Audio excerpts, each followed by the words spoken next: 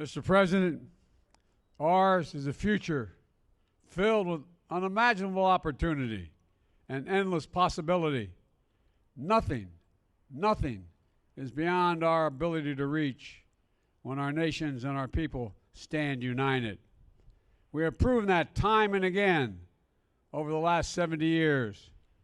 As our troops say, who still proudly serve together in the ROK to this day, we go together. 저는 동맹의 70년 역사를 되돌아보고 동맹의 미래를 함께 설계하기 위해 여기 왔습니다. 그리고 자랑스러운 동맹 70주년을 동맹국 국민들과 함께 기쁜 마음으로 축하하고 기념하기 위해 여기에 왔습니다. 자, 이번 앵커의 픽은 차두현 아산정책연구원 수석연구위원 모시고 얘기 같이 한번 나눠보겠습니다. 어서 오십시오. 네, 안녕하십니까. 자, 앞서 보신 것처럼요. 공식 환영식을 시작으로 한미 정상회담이 진행이 됐습니다. 어제 회담 약 한 80분간 진행이 됐는데 핵심 참모 등 소수 인원만 참여하는 소인수 회담이 47분 정도 진행이 됐고요. 확대 정상회담이 30분 정도 진행이 됐습니다. 자, 이를 통해서 미국의 확장 억제 강화 방안을 담은 여기 뒤에 나오죠. 워싱턴 선언이 공식 발표가 됐습니다. 자, 그러면 공동 기자회견 내용도 좀 듣고 오겠습니다. 오늘 바이든 대통령과 회담을 통해 한미동맹 70년 역사의 새로운 장을 열게 된 것을 기쁘게 생각합니다. 아울러 저와 바이든 대통령은 자유사회를 위한 우리의 신념과 비전이 일치함을 다시 확인했습니다. 오늘 우리가 마련한 미래로 전진하는 행동하는 한미동맹의 청사진을 바이든 대통령님 그리고 양국 국민들과 함께 충실히 이행해 나가기를 희망합니다. 핵 협의 그룹의 활동에 대해서는 함께 정보를 공유하고 같이 일을 한다는 것입니다. 이거는 하나의 새로운 확장 억제 방안이고 그렇기 때문에 더욱 강력하다고 자신할 수 있습니다. A nuclear attack by North Korea against the United States or its allies or partisans or partners is unacceptable and will result in the end of whatever regime were to take such an action. Other things today, but the bottom line here is there's even closer cooperation, closer consultation.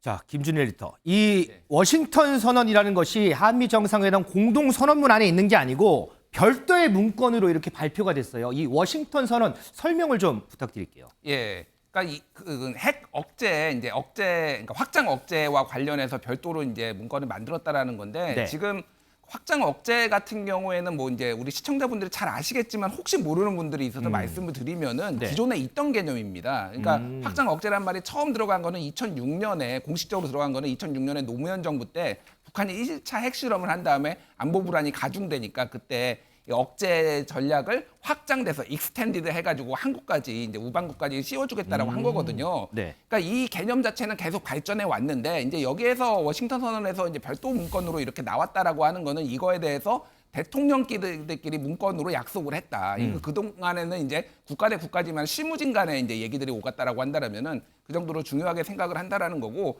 쉽게 얘기를 하면은 미국의 그러니까 나토 같은 경우에는 이제 핵 계획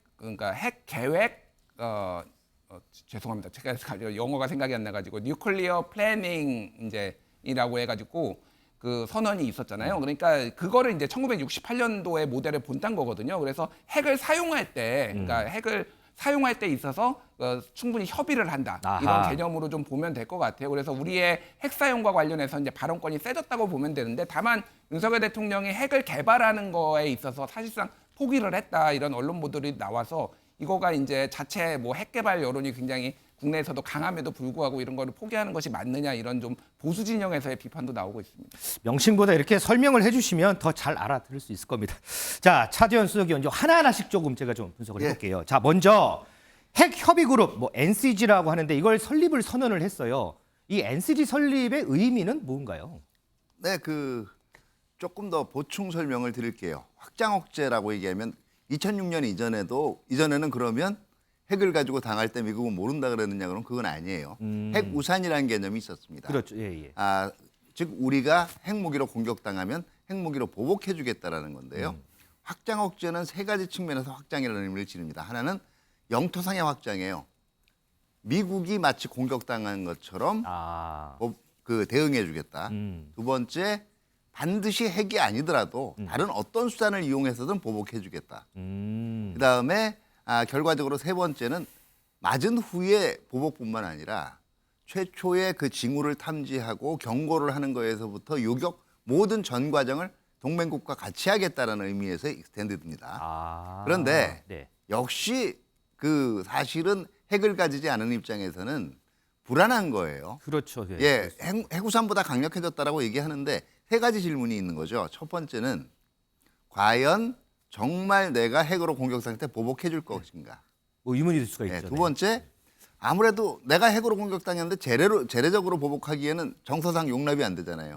핵무기로 보복해 주실 것인가? 세 번째, 미국이 위험에 처해도 위험을 감수하고 그 보복해 줄 것인가? 이게 이제 확장 억제 공약에 대한 핵심이었단 말이에요. 여기에 대한 계속적인 사실은 의문도 있어 왔고 좀 한국 내에서도 보장이 불충분하다는 여론이 특히 북한 핵 위협의 고조와 함께 계속 제기가 되어 왔습니다. 네네. 그런데 사실 이번 그 정상회담에서 4개 분야로 워싱턴 선언을 볼 수가 있어요. 첫 번째 하나는 핵으로 공격 당했을 때 핵으로 대응해 주겠다.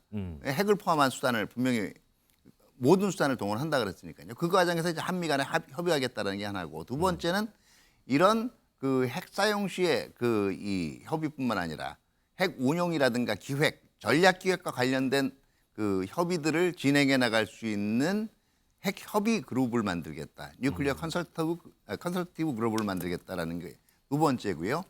세 번째는 평시에 이런 핵 운용, 그 핵 공격, 핵 위협을 가상한 훈련이라든가 아니면 시뮬레이션 같은 거를 강화를 하고 또 실질적으로 자산 전개도 이 탄도미사일 발사, 원자력 잠수함과 같은 전략 자산들을 규칙적으로 다시 말해서 항상 준비하고 있겠다라는 얘기고요. 네 번째, 그 대신 이제 별도로 이제 한국의 자체 핵무장은 계속 NPT를 준수한 측면을 하지 않겠다라는 건데요. 그렇죠.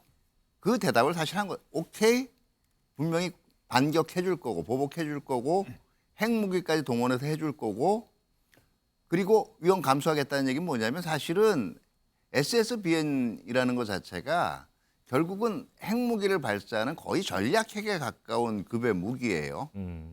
이게 한반도 근해를 돌아다니게 되면 결국은 북한을 응징하는 데서 끝나는 게 아니라 이게 확전의 위험성이 있습니다. 그 위험도 감수하면서 전개를 하겠다는 거기 때문에 네. 기존에 비해서는 상당히 긍정적인 지금 보장의 약속이 있은 것이고요. 그러면 우리가 지금까지 갖고 있던 의구심들을 해소해 줄 만한 그런 약속을 한 거다, 이렇게 쉽게 보면 되나요? 다만 지금 보통 우리가 나토하고 비교할 때는 협의 체계가 한 축이고요. 네. 두 번째가 이제 무기란 말이에요. 네. 근데 이제 무기는 아직은 지금 한반도에 본격 전개하겠다는 얘기는 안 했고, 협의 체제가 지금 이른바 얘기하는 NCG잖아요. 네네. 이게 애초에 이제 그 기획이나 전략 기획이나 핵 관련 운용에 대한 협의를 지금 하게 될 걸로 내가 되고 있어요. 근데 네. 이게 처음에는 얘기가 될 때 장관급일 거라고 얘기가 됐는데 현재 지금 이게 차관복급일 걸로 얘기가 나오게 돼 있어요. 네. 물론 네네. 이렇게 차관복급으로 하면 실무적인 협의들을 위주로 하기 때문에 굉장히 발빠르게 협의가 진행이 됩니다. 정말 상설력 협의. 그런데 문제는 차관복급 협의가 되면은요, 차관복급 협의가 되면 위임받은 권한이 제한되기 때문에 그러니까 더 나간 조치들을 협의하는 데는 상당히 취약할 수밖에 없어요. 그래서 앞으로 이 부분들은 운용을 해나가면서 조금 더 고민을 해야 될 겁니다. 자, 이 워싱턴 선언에 대해서 상당히 정확하게 분석을 해주셨는데 요거 하나만 질문 드릴게요.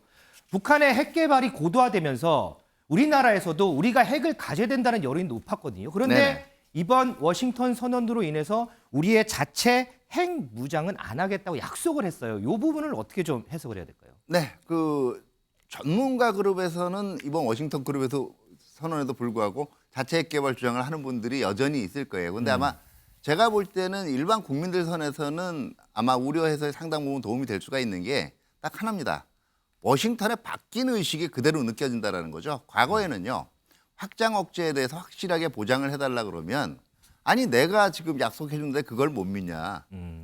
주한미군 2만 5천 명만큼 확실한 보장이 어딨냐라는 태도였는데 이제는 한국의 우려가 충분히 일리가 있다.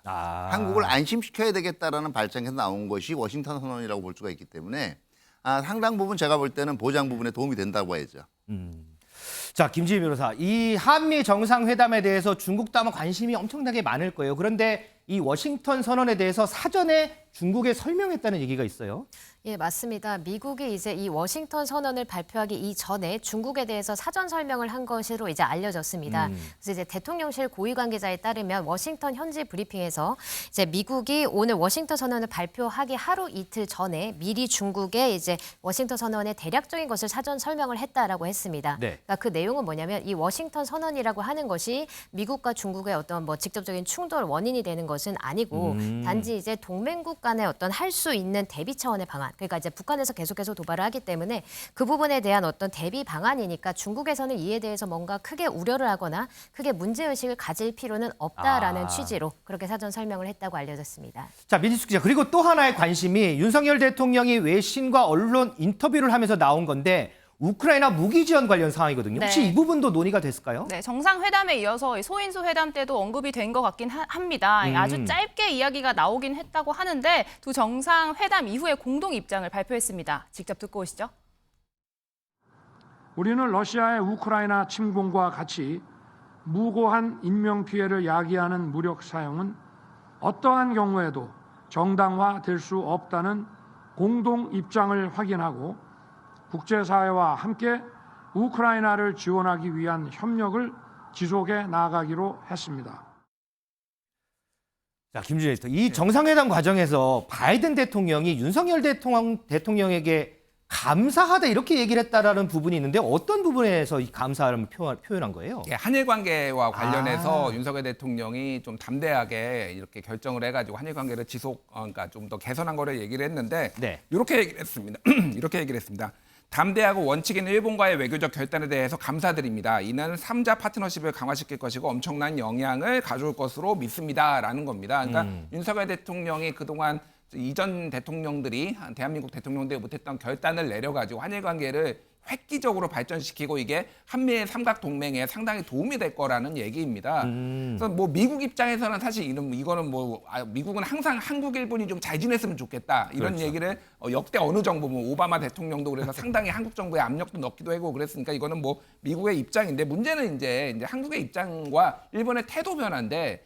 예를 들면 한국이 지금 화이트리스트에 일본을 다시 넣었잖아요 최근에. 근데 일본에서 바로 나온 조치가 한국이 어떻게 하는지 지켜보겠다. 맞아요, 지금 네. 이런 식으로 나온다라고 하면은 이게 소위 말해서 물컵의 반잔을 지금 일본이 채울 준비가 되어 있느냐 이런 논란이 나올 수밖에 없죠. 일본이 오히려 반잔을 마셔버렸다 뭐 이런 혹독한 평가까지 나오고 있으니까 그 부분에 있어서는 사실 이제 한국 정부의 어떤 향후 외교력에 좀 달리지 않았나라는 거고 다음 달에 이제 한미 정상회담 다시 한다라는 거거든요. 그렇죠. 21일쯤에 그때 이제 좀 어떤 더 실효 있는 조치들이 나오는지 이거를 좀 봐야 될 것 같습니다.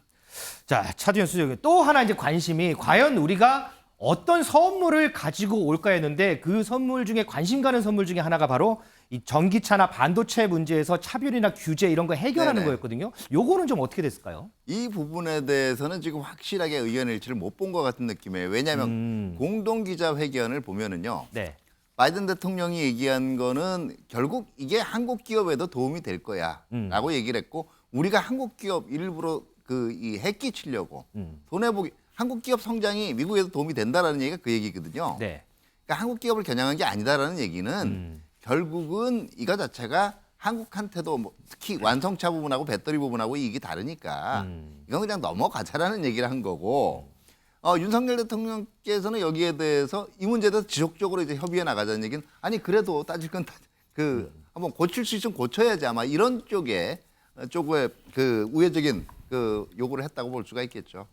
이현정 의원, 이거 관련해서 바이든 대통령이 윈윈이라는 표현을 썼거든요. 근데 뭐 여러 가지 나오는 얘기들 지금 설명드리면 어떤 게 윈윈인지는 모르겠어요. 그러니까 뭐 미국 입장에서 보면 이제 중국을 겨냥한 그런 큰 전략 속에서 이제 이런 IRA법이라는 걸 통과시키는 거 아니겠습니까?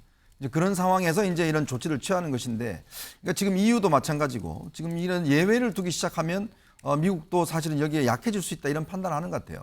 그래서 이번 정상회담에서는 일단 대화를 시작하는 것들, 또 활성화하는 이 정도 선에서만 일단 합의를 하고 아마 이 문제는 추가적으로 계속 좀 대화의 창구를 열어놓지 않겠는가 그런 예상을 해볼 수 있을 것 같습니다. 알겠습니다.